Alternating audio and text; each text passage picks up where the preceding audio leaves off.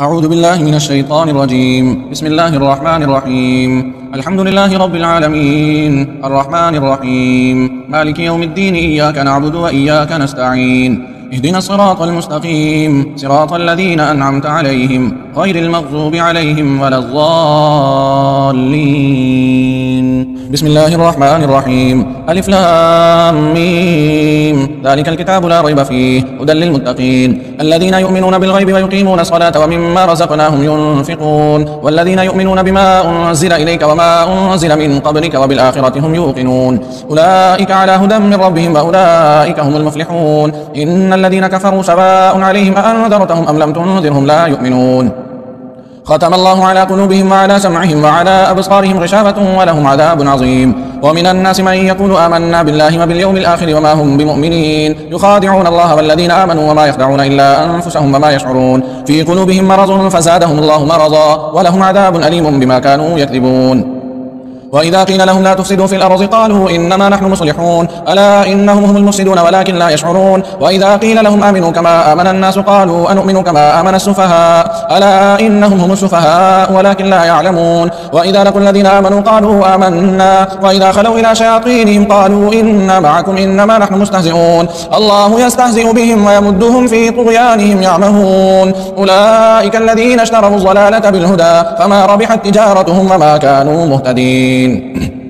مثلهم كمثل الذي استوقد نارا فلما أضاءت ما حوله ذهب الله بنورهم وتركهم في ظلمات لا يبصرون صم بكم عمي فهم لا يرجعون. أو كصيب من السماء فيه ظلمات ورعد وبرق يجعلون أصابعهم في آذانهم من الصواعق حذر الموت والله محيط بالكافرين. يكاد البرق يخطف أبصارهم كلما أضاء لهم مشوا فيه وإذا أظلم عليهم قاموا ولو شاء الله لذهب بسمعهم وأبصارهم إن الله على كل شيء قدير. يا أيها الناس اعبدوا ربكم الذي خلقكم والذين من قبلكم لعلكم تتقون الذي جعل لكم الأرض فراشا والسماء بناء وأنزل من السماء ماء فأخرج به من الثمرات رزقا لكم فلا تجعلوا لله أندادا وأنتم تعلمون. وإن كنتم في ريب مما نزلنا على عبدنا فأتوا بسورة من مثله وادعوا شهداءكم من دون الله إن كنتم صادقين فإن لم تفعلوا ولن تفعلوا فاتقوا النار التي وقودها الناس والحجارة أعدت للكافرين. وبشر الذين آمنوا وعملوا الصالحات أن لهم جنات تجري من تحتها الأنهار كلما رزقوا منها من ثمرة رزقا قالوا هذا الذي رزقنا من قبل وأتوا به متشابها ولهم فيها أزواج مطهرة وهم فيها خالدون. إن الله لا يستحيي أن يضرب مثلا ما بعوضة فما فوقها فأما الذين آمنوا فيعلمون أنه الحق من ربهم وأما الذين كفروا فيقولون ماذا أراد الله بهذا مثلا يضل به كثيرا ويهدي به كثيرا وما يضل به إلا الفاسقين الذين ينقضون عهد الله من بعد ميثاقه ويقطعون ما أمر الله به أن يوصل ويفسدون في الأرض أولئك هم الخاسرون. كيف تكفرون بالله وكنتم أمواتا فأحياكم ثم يميتكم ثم يحييكم ثم إليه ترجعون. هو الذي خلق لكم ما في الأرض جميعا ثم استوى إلى السماء فسواهن 7 سماوات وهو بكل شيء عليم.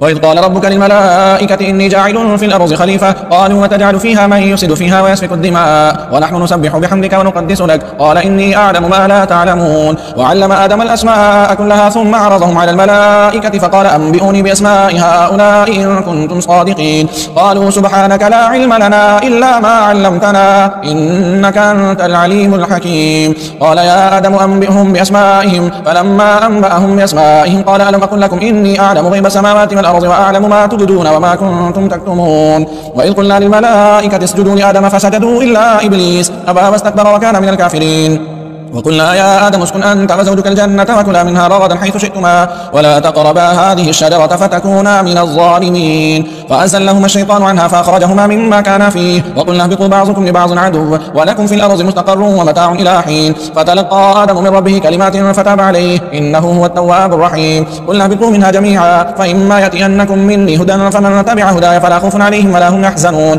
والذين كفروا وكذبوا بآياتنا أولئك أصحاب النار هم فيها خالدون.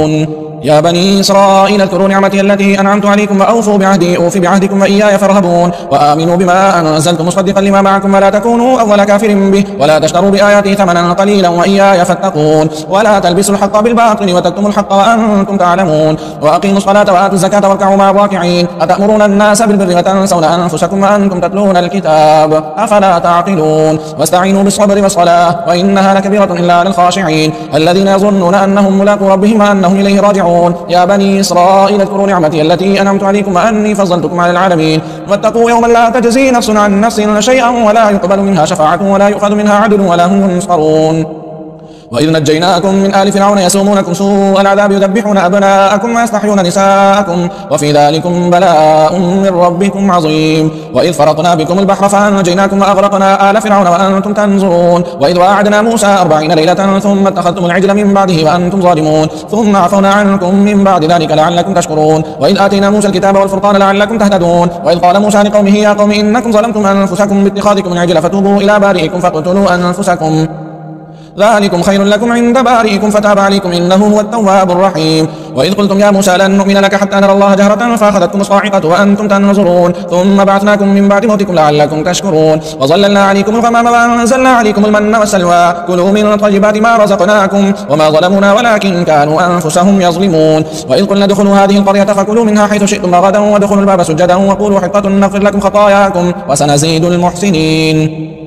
فبدل الذين ظلموا قولا غير الذي قيل لهم فأنزلنا على الذين ظلموا رجزا من السماء بما كانوا يفسقون وإذ استسقى موسى لقومه فقلنا اضرب بعصاك الحجر فانفجرت منه 12 عينا قد علم كل ناس مشربهم كلوا واشربوا من رزق الله ولا تعثوا في الأرض مفسدين وإذ قلتم يا موسى لن نصبر على طعام واحد فادع لنا ربك يخرج لنا مما تنبت الأرض من بقلها وقثائها وفومها وعدسها وبصلها قال تستبدلون الذي هو أدنى بالذي هو خير اهبطوا مصرا فإن لكم ما سألتم وضربت عليهم الذلة والمسكنة وباءوا غضب من الله ذلك بأنهم كانوا يكفرون بآيات الله ويقتلون النبيين بغير الحق ذلك بما عصوا وكانوا يعتدون إن الذين آمنوا والذين هادوا والنصارى والصابئين من آمن بالله واليوم الآخر وعمل صالحا فلهم أجرهم عند ربهم ولا خوف عليهم ولا هم يحزنون وإذ أخذنا ميثاقكم ورفعنا فوقكم الطور خذوا ما آتيناكم بقوة واذكروا ما فيه لعلكم تتقون ثم توليتم من بعد ذلك فلولا فضل الله عليكم ورحمته لكنتم من الخاسرين ولقد علمتم الذين اعتدوا منكم في السبت فقلنا لهم كونوا قردة خاسئين فجعلناها نكالا لما بين يديها وما خلفها وموعظة للمتقين وإذ قال موسى لقومه إن الله يأمركم أن تذبحوا بقرة قالوا أتتخذنا هزوا قال أعوذ بالله أن أكون من الجاهلين قالوا ادع لنا ربك يبين لنا ما هي قال إنه يقول إنها بقرة لا فارز ولا بكر عوان بين ذلك فافعلوا ما تؤمرون قالوا ادع لنا ربك يبين لنا ما لونها قال إنه يقول إنها بقرة صفراء فاقع لونها تسر الناظرين قالوا ادع لنا ربك يبين لنا ما هي إن البقرة شابه علينا وإنا إن شاء الله لمهتدون قال إنه يقول إنها بقرة لا ذلول تثير الأرض ولا تسقي الحرث مسلمة لا شية فيها قالوا الآن جئت بالحق فذبحوها وما كادوا يفعلون وإذ قتلتم نفسا فادارأتم فيها والله مخرج ما كنتم تكتمون فقلنا اضربوه ببعضها كذلك يحيي الله الموتى ويريكم آياته لعلكم تعقلون ثم قست قلوبكم من بعد ذلك فهي كالحجارة أو أشد قسوة وإن من الحجارة لما يتفجر منه الأنهار وإن منها لما يشقق فيخرج منه الماء وإن منها لما يهبط من خشية الله وما الله بغافل عما تعملون أفتطمعون أن يؤمنوا لكم وقد كان فريق منهم يسمعون كلام الله ثم يحرفونه من بعد ما عقلوه وهم يعلمون وإذا لقوا الذين آمنوا قالوا آمنا وإذا خلا بعضهم إلى بعض قالوا أتحدثونهم بما فتح الله عليكم ليحاجوكم به عند ربكم أفلا تعقلون أولا يعلمون أن الله يعلم ما يسرون وما يعلنون ومنهم أميون لا يعلمون الكتاب إلا أماني وإنهم إلا يظنون فويل للذين يكتبون الكتاب بأيديهم ثم يقولون هذا من عند الله ليشتروا به ثمنا قليلا فويل لهم مما كتبت أيديهم وويل لهم مما يكسبون وقالوا لن تمسنا النار إلا أياما معدودة قل أتخذتم عند الله عهدا فلن يخلف الله عهده أم تقولون على الله ما لا تعلمون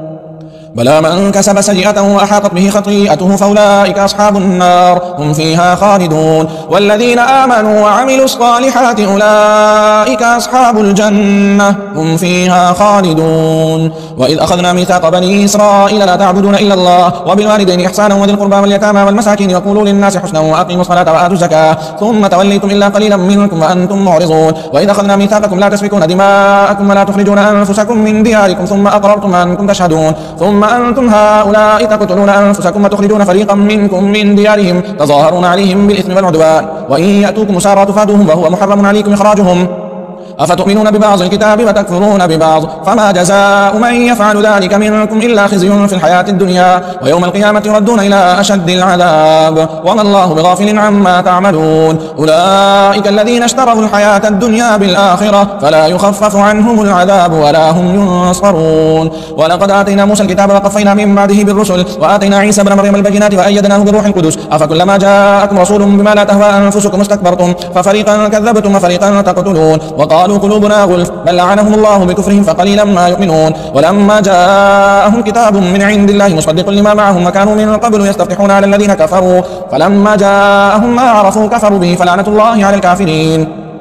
بئس ما اشتروا به أنفسهم أن يكفروا بما أنزل الله بغيا أن ينزل الله من فضله على من يشاء من عباده فباءوا بغضب على غضب وللكافرين عذاب مهين وإذا قيل لهم آمنوا بما أنزل الله قالوا نؤمن بما أنزل علينا ويكفرون بما وراءه وهو الحق مصدقا لما معهم قل فلم تقتلون أنبياء الله من قبل إن كنتم مؤمنين ولقد جاءكم موسى بالبينات ثم اتخذتم العجل من بعده وأنتم ظالمون وإذ أخذنا ميثاقكم ورفعنا فوقكم الطور خذوا ما آتيناكم من قوة واسمعوا قالوا سمعنا وعصينا وأشربوا في قلوبهم العجل بكفرهم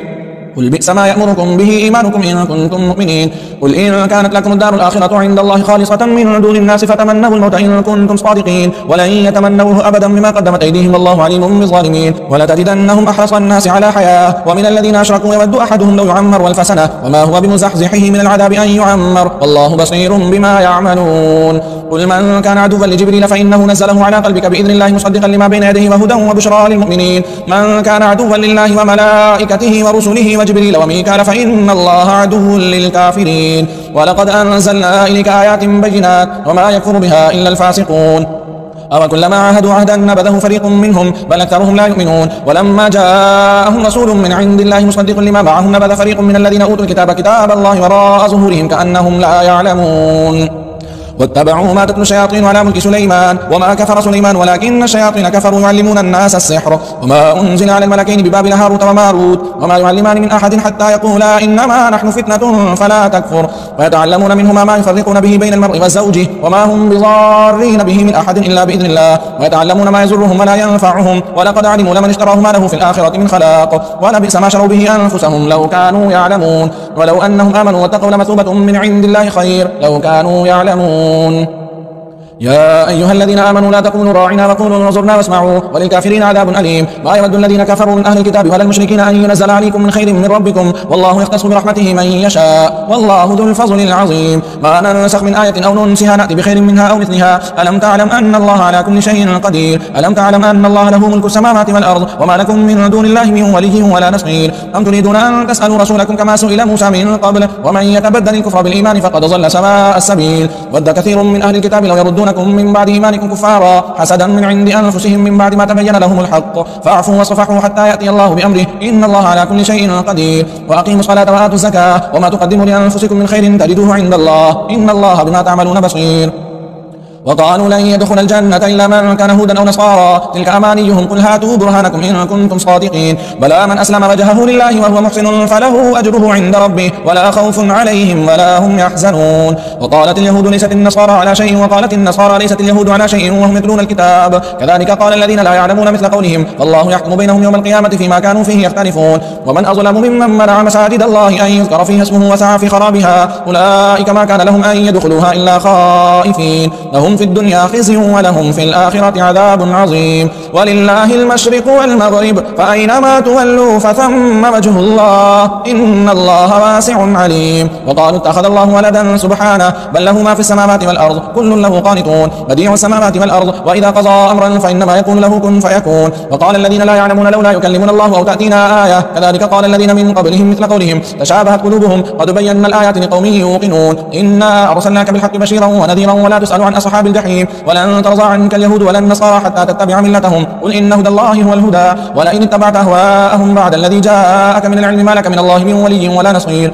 الذين آتيناهم الكتاب يتلونه حق تلاوته أولئك يؤمنون به ومن يكفر به فأولئك هم الخاسرون يا بني إسرائيل اذكروا نعمتي التي أنعمت عليكم وأني فضلتكم على العالمين واتقوا يوما لا تجزي نفس عن نفس شيئا ولا يقبل منها عدل ولا تنفعها شفاعة ولا هم ينصرون وإذ ابتلى إبراهيم ربه بكلمات فأتمهن قال إني جاعلك للناس إماما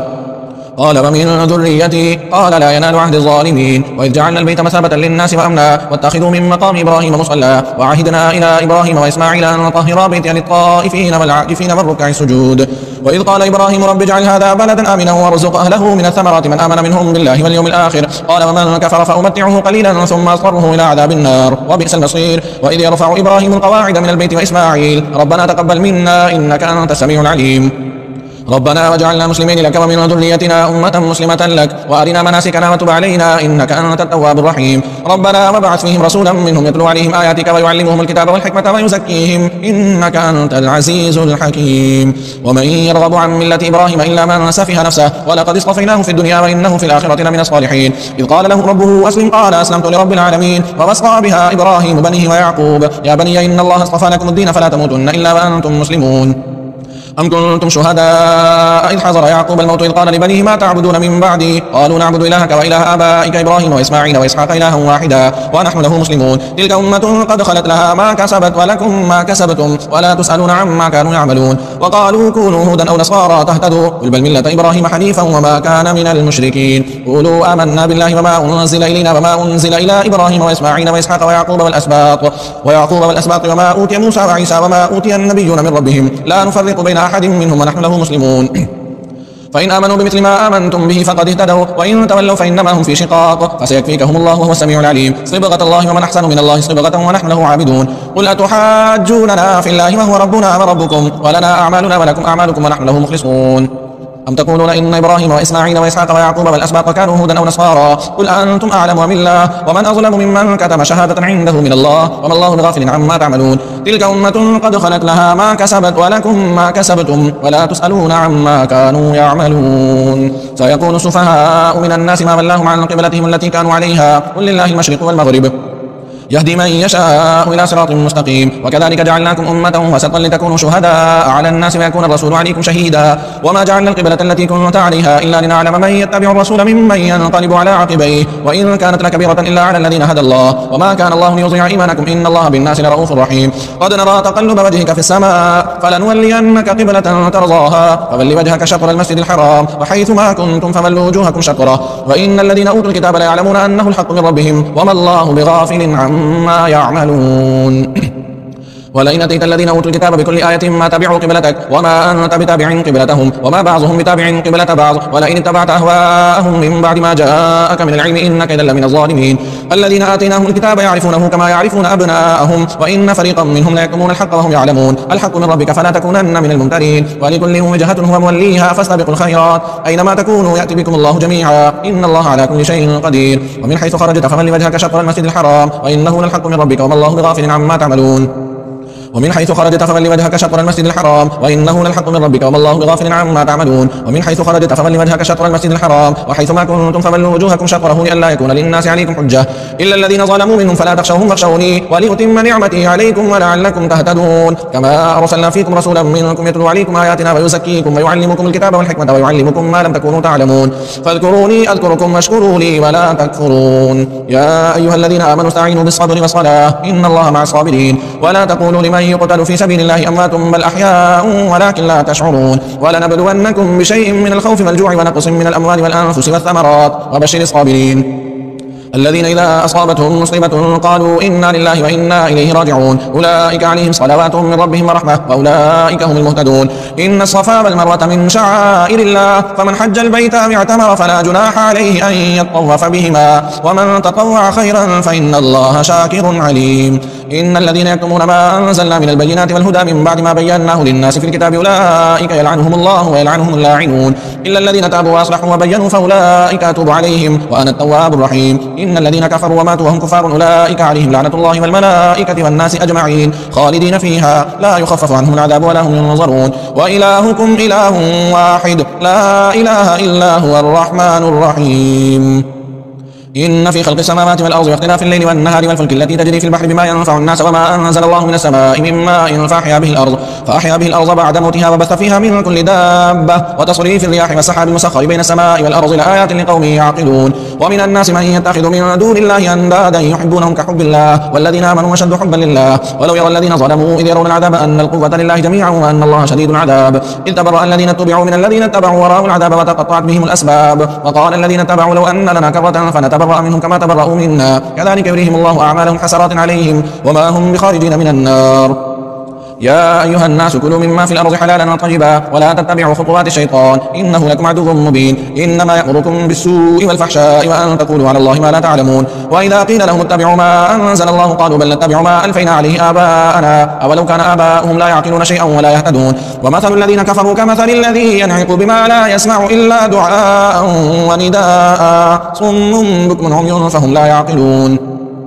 يا أيها الذين آمنوا كلوا من طيبات ما رزقناكم واشكروا لله إن كنتم إياه تعبدون إنما حرم عليكم الميتة والدم ولحم الخنزير وما أهل به لغير الله فمن اضطر غير باغ ولا عاد فلا إثم عليه إن الله غفور رحيم إن الذين يكتمون ما أنزل الله من الكتاب ويشترون به ثمنا قليلا أولئك ما يأكلون في بطونهم إلا النار ولا يكلمهم الله يوم القيامة ولا يزكيهم ولهم عذاب أليم أولئك الذين اشتروا الضلالة بالهدى والعذاب بالمغفرة فما أصبرهم على النار ذلك بأن الله نزل الكتاب بالحق وإن الذين اختلفوا في الكتاب لفي شقاق بعيد ليس البر أن تولوا وجوهكم قبل المشرق والمغرب ولكن البر من آمن بالله واليوم الآخر والملائكة والكتاب والنبيين وآتى المال على حبه ذوي القربى واليتامى والمساكين وابن السبيل والسائلين وفي الرقاب وأقام الصلاة وآتى الزكاة والموفون بعهدهم إذا عاهدوا والصابرين في البأساء والضراء وحين البأس أولئك الذين صدقوا وأولئك هم المتقون يا أيها الذين آمنوا كتب عليكم القصاص في القتلى الحر بالحر والعبد بالعبد والأنثى بالأنثى فمن عفي له من أخيه شيء فاتباع بالمعروف وأداء إليه بإحسان ذلك تخفيف من ربكم ورحمة فمن اعتدى بعد ذلك فله عذاب أليم ولكم في القصاص حياة يا أولي الألباب لعلكم تتقون كتب عليكم إذا حضر أحدكم الموت إن ترك خيرا الوصية للوالدين والأقربين بالمعروف حقا على المتقين فمن بدله بعد ما سمعه فإنما إثمه على الذين يبدلونه إن الله سميع عليم فمن خاف من موص جنفا أو إثما فأصلح بينهم فلا إثم عليه إن الله غفور رحيم يا أيها الذين آمنوا كتب عليكم الصيام كما كتب على الذين من قبلكم لعلكم تتقون أياما معدودات فمن كان منكم مريضا أو على سفر فعدة من أيام أخر وعلى الذين يطيقونه فدية وطعام مسكين فمن تطوع خيرا فهو خير له وأن تصوموا خير لكم إن كنتم تعلمون شهر رمضان الذي أنزل فيه القرآن هدى للناس وبينات من الهدى والفرقان فمن شهد منكم الشهر فليصم ومن كان مريضا أو على سفر فعدة من أيام أخر يريد الله بكم اليسر ولا يريد بكم العسر ولتكملوا العدة ولتكبروا الله على ما هداكم ولعلكم تشكرون وإذا سألك عبادي عني فإني قريب أجيب دعوة الداع إذا دعاني فليستجيبوا لي وليؤمنوا بي لعلهم يرشدون أحل لكم ليلة الصيام الرفث إلى نسائكم هن لباس لكم وأنتم لباس لهن علم الله أنكم كنتم تختانون أنفسكم فتاب عليكم وعفى عنكم فالآن باشروهن وابتغوا ما كتب الله لكم وكلوا واشربوا حتى يتبين لكم الخيط الأبيض من الخيط الأسود من الفجر ثم أتموا الصيام إلى الليل ولا تباشروهن وأنتم عاكفون في المساجد تلك حدود الله فلا تقربوها كذلك يبين الله آياته للناس لعلهم يتقون ولا تأكلوا أموالكم بينكم بالباطل وتدلوا بها إلى الحكام لتأكلوا فريقا من أموال الناس بالإثم وأنتم تعلمون يسألونك عن الأهلة قل هي مواقيت للناس والحج وليس البر بأن تأتوا البيوت من ظهورها ولكن البر من اتقى وأتوا البيوت من أبوابها واتقوا الله لعلكم تفلحون وقاتلوا في سبيل الله الذين يقاتلونكم ولا تعتدوا إن الله لا يحب المعتدين وقتلوهم حيث ثقفتموهم وأخرجوهم من حيث أخرجوكم الفتنة وشد من القتل ولا تقاتلوهم عند المسجد الحرام حتى يقاتلوكم فيه فإن قاتلوكم فقتلوهم كذلك جزاء الكافرين فإن انتهوا فإن الله غفور رحيم وقاتلوهم حتى لا تكون فتنة ويكون الدين لله فإن انتهوا فلا عدوان إلا على الظالمين الشهر الحرام بالشهر الحرام والحرمات قصاص، فمن اعتدى عليكم فاعتدوا عليه بمثل ما اعتدى عليكم، واتقوا الله واعلموا أن الله مع المتقين. وأنفقوا في سبيل الله ولا تلقوا بأيديكم إلى التهلكة وأحسنوا إن الله يحب المحسنين. وأتموا الحج والعمرة لله، فإن أحصرتم فما استيسر من الهدي، ولا تحلقوا رؤوسكم حتى يبلغ الهدي محله، فمن كان منكم مريضا أو به أذى من رأسه ففدية من صيام أو صدقة أو نسك، فإذا أمنتم فمن تمتع بالعمرة إلى الحج فما استيسر من الهدي، فمن لم يجد فصيام 3 أيام في الحج و7 إذا رجعتم، تلك 10 كاملة، ذلك لمن لم يكن أهله حاضر المسجد الحرام، واتقوا الله واعلموا أن الله شديد العقاب. الحج أشهر معلومات، فمن فرض فيهن الحج فلا رفث ولا فسوق ولا جدال في الحج، وما تفعلوا من خير يعلمه الله، وتزودوا فإن خير الزاد التقوى، واتقون يا أولي الألباب. ليس عليكم جناح أن تبتغوا فضلا من ربكم، فإذا أفضتم من عرفات فاذكروا الله عند المشعر الحرام، واذكروه كما هداكم فإن كنتم من قبله لمن الضالين. ثم أفيضوا من حيث أفاض الناس واستغفروا الله إن الله غفور رحيم. فإذا قضيتم مناسككم فاذكروا الله كذكركم آباءكم أو أشد ذكرا، فمن الناس من يقول ربنا آتنا في الدنيا وما له في الآخرة من خلاق، ومنهم من يقول ربنا آتنا في الدنيا حسنة وفي الآخرة حسنة وقنا عذاب النار. أولئك لهم نصيب مما كسبوا والله سريع الحساب. واذكروا الله في أيام معدودات، فمن تعجل في يومين فلا إثم عليه، ومن تأخر فلا إثم عليه لمن اتقى، واتقوا الله واعلموا أنكم إليه تحشرون. ومن الناس من يعجبك قوله في الحياة الدنيا ويشهد الله على ما في قلبه وهو ألد الخصام، وإذا تولى سعى في الأرض ليفسد فيها ويهلك الحرث والنسل والله لا يحب الفساد. وإذا قيل له اتق الله أخذته العزة بالإثم فحسبه جهنم ولبئس المهاد. ومن الناس من يشري نفسه ابتغاء مرضات الله والله رؤوف بالعباد. يا أيها الذين آمنوا ادخلوا في السلم كافة ولا تتبعوا خطوات الشيطان إنه لكم عدو مبين. فإن زللتم من بعد ما جاءتكم البينات فاعلموا أن الله عزيز حكيم. هل ينظرون إلا أن يأتيهم الله في ظلل من الغمام والملائكة وقضي الأمر وإلى الله ترجع الأمور. سل بني إسرائيل كما آتيناهم من آية بينة ومن يبدل نعمة الله من بعد ما جاءته فإن الله شديد العقاب. زين للذين كفروا الحياة الدنيا ويسخرون من الذين آمنوا والذين اتقوا فوقهم يوم القيامة والله يرزق من يشاء بغير حساب. كان الناس أمة واحدة فبعث الله النبيين مبشرين ومنذرين وأنزل معهم الكتاب بالحق ليحكم بين الناس فيما اختلفوا فيه وما اختلف فيه إلا الذين أوتوه من بعد ما جاءتهم البينات بغيا بينهم فهدى الله الذين آمنوا لما اختلفوا فيه من الحق بإذنه والله يهدي من يشاء إلى صراط مستقيم. أم حسبتم أن تدخلوا الجنة ولما يأتكم مثل الذين خلوا من قبلكم مستهم البأساء والضراء وزلزلوا حتى يقول الرسول والذين آمنوا معه متى نصر الله ألا إن نصر الله قريب. يسألونك ماذا ينفقون قل ما أنفقتم من خير فللوالدين والأقربين واليتامى والمساكين وابن السبيل وما تفعلوا من خير فإن الله به عليم. كتب عليكم القتال وهو كره لكم وعسى أن تكرهوا شيئا وهو خير لكم وعسى أن تحبوا شيئا وهو شر لكم والله يعلم وأنتم لا تعلمون. يسألونك عن الشهر الحرام قتال فيه قل قتال فيه كبير وصد عن سبيل الله وكفر به والمسجد الحرام وإخراج أهله منه أكبر عند الله والفتنة أكبر من القتل ولا يزالون يقاتلونكم حتى يردوكم عن دينكم إن استطاعوا ومن يرتد منكم عن دينه فيمت وهو كافر فأولئك حبطت أعمالهم في الدنيا والآخرة وأولئك أصحاب النار هم فيها خالدون. إن الذين آمنوا والذين هاجروا وجاهدوا في سبيل الله أولئك يرجون رحمة الله والله غفور رحيم. يسألونك عن الخمر والميسر قل فيهما إثم كبير ومنافع للناس وإثمهما أكبر من نفعهما ويسألونك ماذا ينفقون قل العفو وكذلك يبين الله لكم الآيات لعلكم تتفكرون في الدنيا والآخرة. ويسألونك عن اليتامى قل إصلاح لهم خير وإن تخالطوهم فإخوانكم والله يعلم المفسد من المصلح ولو شاء الله لأعنتكم إن الله عزيز حكيم. ولا تنكحوا المشركات حتى يؤمن ولأمة مؤمنة خير من مشركة ولو أعجبتكم ولا تنكحوا المشركين حتى يؤمنوا ولعبد مؤمن خير من مشرك ولو أعجبكم أولئك يدعون إلى النار والله يدعو إلى الجنة والمغفرة بإذنه ويبين آياته للناس لعلهم يتذكرون.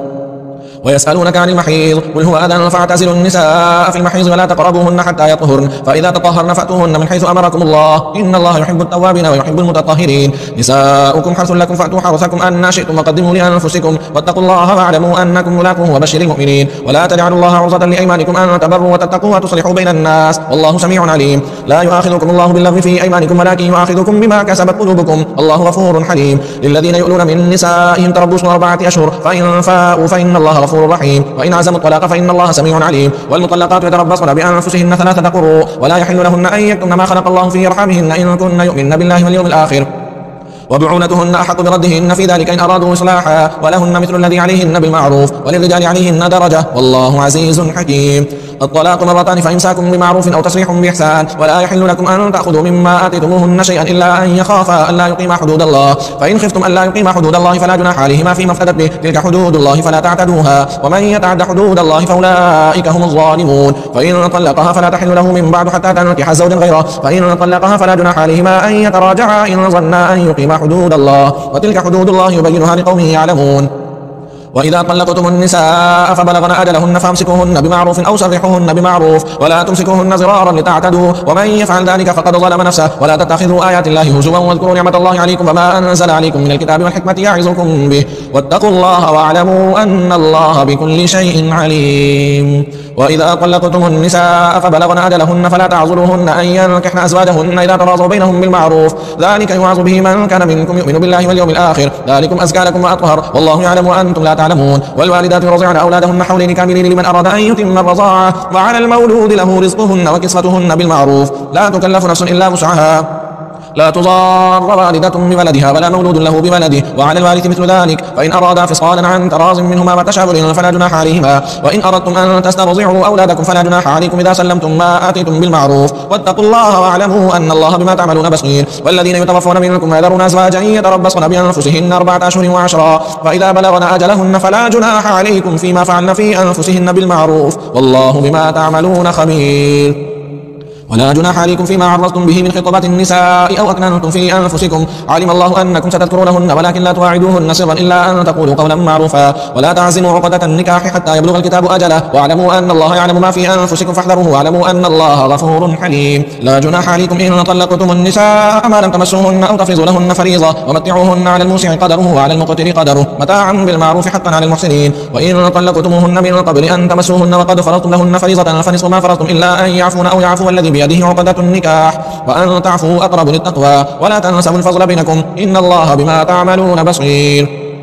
حافظوا على الصلوات والصلاة الوسطى وقوموا لله قانتين فإن خفتم فرجالا أو ركبانا فإذا أمنتم فاذكروا الله كما علمكم ما لم تكونوا تعلمون. والذين يتوفون منكم ويذرون أزواجا وصية لأزواجهم متاعا إلى الحول غير إخراج فإن خرجن فلا جناح عليكم فيما فعلن في أنفسهن من معروف والله عزيز حكيم. وللمطلقات متاع بالمعروف حقا على المتقين كذلك يبين الله لكم آياته لعلكم تعقلون. ألم تر إلى الذين خرجوا من ديارهم وهم ألوف حذر الموت فقال لهم الله موتوا ثم أحياهم إن الله لذو فضل على الناس ولكن أكثر الناس لا يشكرون.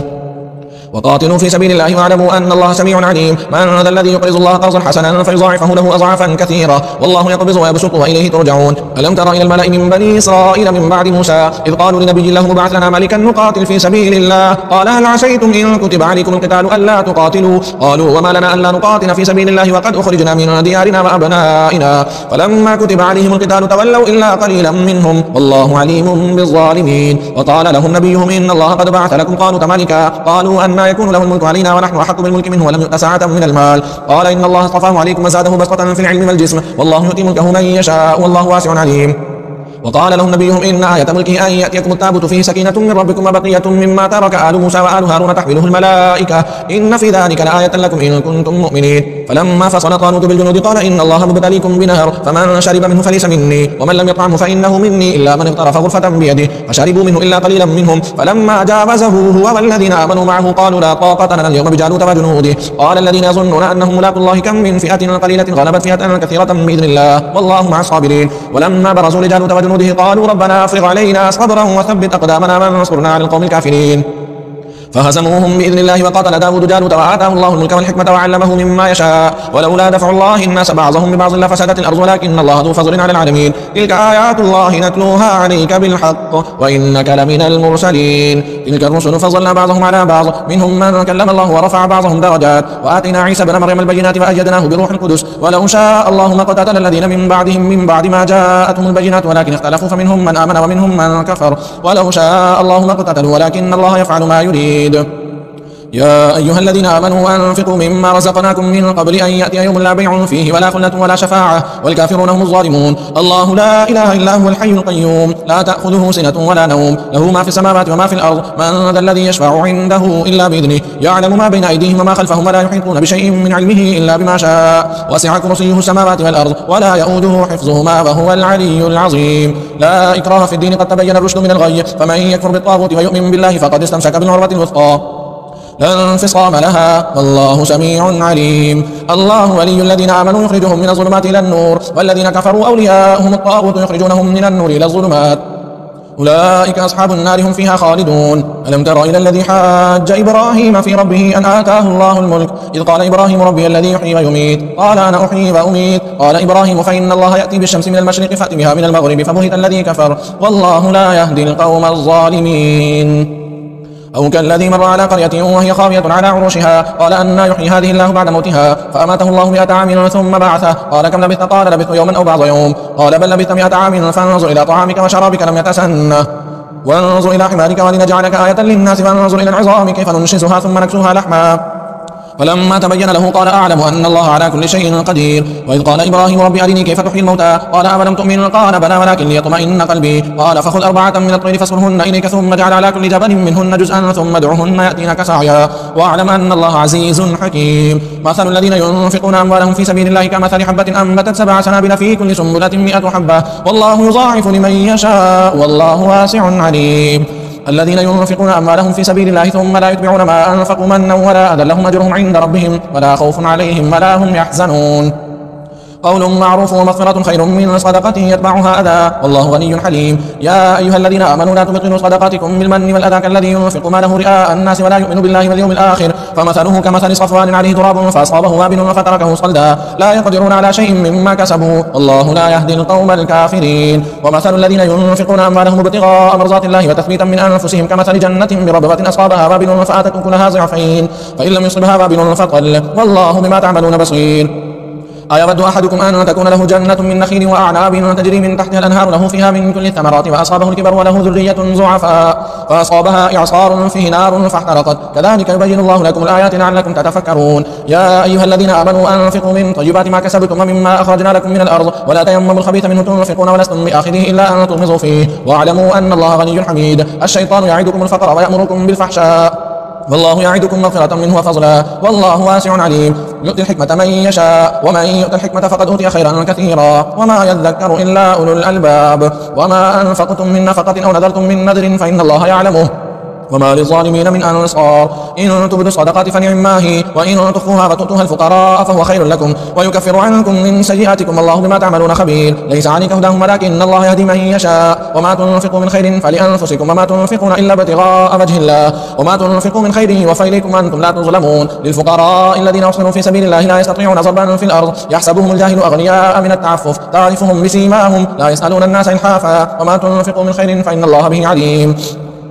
الذين ينفقون أموالهم بالليل والنهار سرا وعلانية فلهم أجرهم عند ربهم ولا خوف عليهم ولا هم يحزنون. الذين يأكلون الربا لا يقومون إلا كما يقوم الذي يتخبطه الشيطان من المس ذلك بأنهم قالوا إنما البيع مثل الربا وأحل الله البيع وحرم الربا فمن جاءه موعظة من ربه فانتهى فله ما سلف وأمره إلى الله ومن عاد فأولئك أصحاب النار هم فيها خالدون. يمحق الله الربا ويربي الصدقات والله لا يحب كل كفار أثيم. إن الذين آمنوا وعملوا الصالحات وأقاموا الصلاة وآتوا الزكاة لهم أجرهم عند ربهم ولا خوف عليهم ولا هم يحزنون. يا أيها الذين آمنوا اتقوا الله وذروا ما بقي من الربا إن كنتم مؤمنين فإن لم تفعلوا فأذنوا بحرب من الله ورسوله وإن تبتم فلكم رؤوس أموالكم لا تظلمون ولا تظلمون وإن كان ذو عسرة فنظرة إلى ميسرة وأن تصدقوا خير لكم إن كنتم تعلمون. واتقوا يوما ترجعون فيه إلى الله ثم توفى كل نفس ما كسبت وهم لا يظلمون. يا أيها الذين آمنوا إذا تداينتم بدين إلى أجل مسمى فاكتبوه وليكتب بينكم كاتب بالعدل ولا يأبى كاتب أن يكتب كما علمه الله فليكتب وليملل الذي عليه الحق وليتق الله ربه ولا يبخس منه شيئا فإن كان الذي عليه الحق سفيها أو ضعيفا أو لا يستطيع أن يمل هو فليملل وليه بالعدل واستشهدوا شهيدين من رجالكم فإن لم يكونا رجلين فرجل وامرأتان ممن ترضون من الشهداء أن تضل إحداهما فتذكر إحداهما الأخرى ولا يأبى الشهداء إذا ما دعوا ولا تسأموا أن تكتبوه صغيرا أو كبيرا إلى أجله ذلكم أقسط عند الله وأقوم للشهادة وأدنى ألا ترتابوا إلا أن تكون تجارة حاضرة تديرونها بينكم فليس عليكم جناح ألا تكتبوها وأشهدوا إذا تبايعتم ولا يضار كاتب ولا شهيد وإن تفعلوا فإنه فسوق بكم واتقوا الله ويعلمكم الله والله بكل شيء عليم وإن كنتم على سفر ولم تجدوا كاتبا فرهان مقبوضة فإن أمن بعضكم بعضا فليؤدي الذي اؤتمن أمانته وليتق الله ربه ولا تكتموا الشهادة ومن يكتمها فإنه آثم قلبه والله بما تعملون عليم. لله ما في السماوات وما في الأرض وإن تبدوا ما في أنفسكم أو تخفوه يحاسبكم به الله فيغفر لمن يشاء ويعذب من يشاء والله على كل شيء قدير. آمن الرسول بما أنزل إليه من ربه والمؤمنون كل آمن بالله وملائكته وكتبه ورسله لا نفرق بين أحد من رسله وقالوا سمعنا وأطعنا غفرانك ربنا وإليك المصير. لا يكلف الله نفسا إلا وسعها لها ما كسبت وعليها ما اكتسبت ربنا لا تؤاخذنا إن نسينا أو أخطأنا ربنا ولا تحمل علينا إصرا كما حملته على الذين من قبلنا ربنا ولا تحملنا ما لا طاقة لنا به واعف عنا واغفر لنا وارحمنا أنت